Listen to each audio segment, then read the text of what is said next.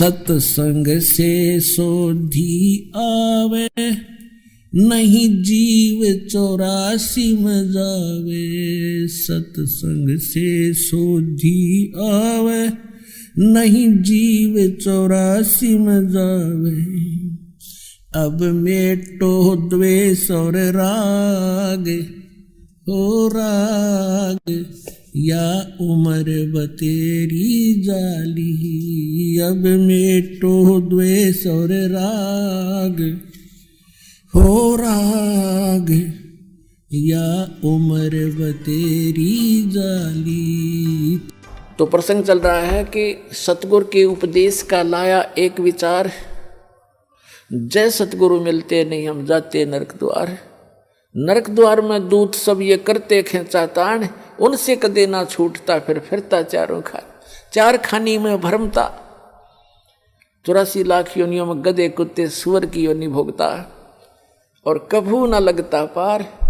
100 फेरा सब मिट गया मेरे सतगुरु के उपकार। होय होय, यानी उस गुरुदेव जी के उपकार से ये सारा मेरा झंझट समाप्त हो गया। पुणात्माओं देखो, उद्देश्य रखना अपने यहाँ से पीछा छुटवाने का। ऐसा ज्ञान बता दिया जाएगा आपको, आत्मा से ग्लानि हो जाएगी पुनर्जन्म की, और जब तक आत्मा में हेट नहीं होगी इस पुनर्जन्म की, तो आपका कभी ना कभी पैर फिसल जाएगा। ठीक है, यदि आप पार नहीं हुए तो आपके पास इतना भक्ति धन हो जाएगा कि आपका हजारों युगों तक तो ये काल आपके पंजे धरती पर नहीं टेकने देगा, और इस पृथ्वी पर बिना मोक्ष नहीं हो सकता। ऊपर तो इसका जबरदस्त भयंकर जाल है, वहाँ आपके पुण्यों का नाश करवाता है। वहाँ देवता बना के, इंद्र बना करके, वहाँ बड़े बड़े आपको होटल बना रखे, नाचना गाना सारा दिन काम में कोई नहीं, अपनी पूंजी आपकी नाश होती है।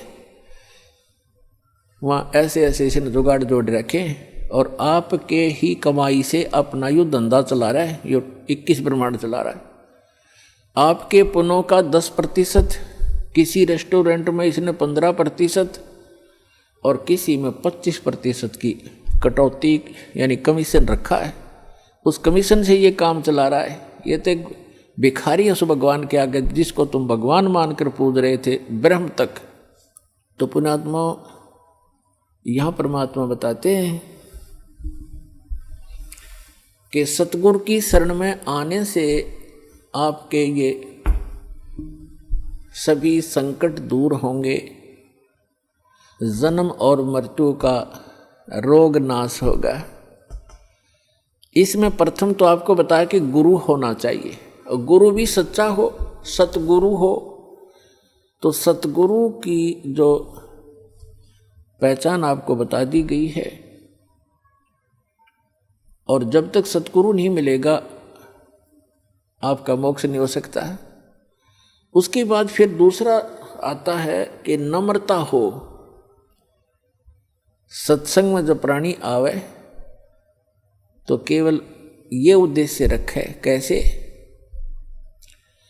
परमात्मा कहते हैं, संत मिलन को चालियो तज माया अभिमान, जो जो कदम आगे रखे वो हे यज्ञ समान। संत मिलन को चालियो तज माया अभिमान, और जो जो कदम आगे को रखे सो सो यज्ञ समान।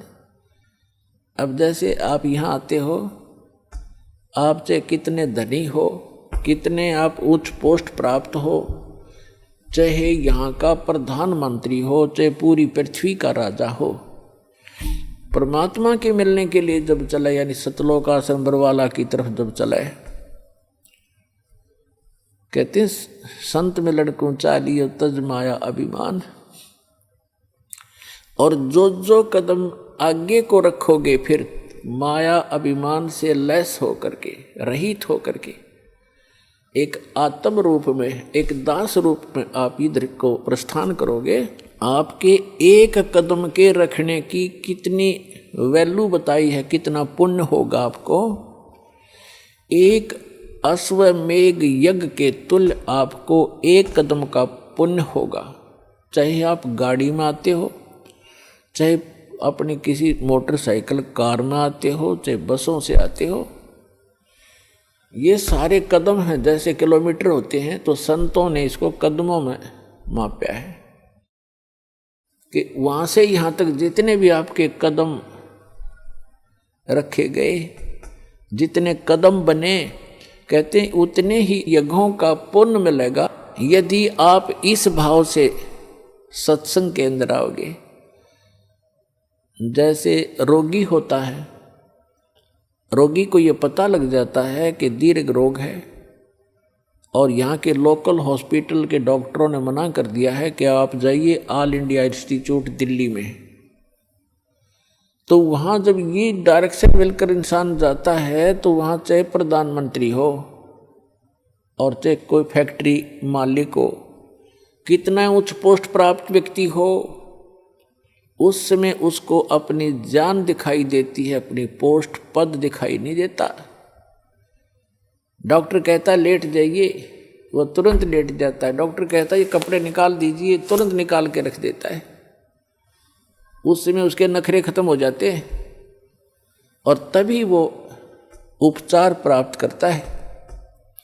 जब तक डॉक्टर के आज्ञा का पालन करता रहे, चाहे कुछ भी कहे वैसे ही, जहाँ लेटने को कहे वहीं लेटना पड़ेगा, जहाँ बैठने को कहेगा वह बैठना पड़ेगा, और कहेगा मुंह खोल सांस तेज ले, वो सारा कुछ करना पड़ेगा।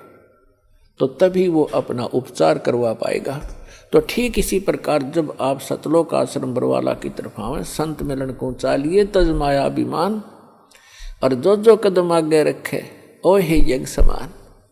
तो आपको इतना पुण्य मिलता है यहाँ आने का।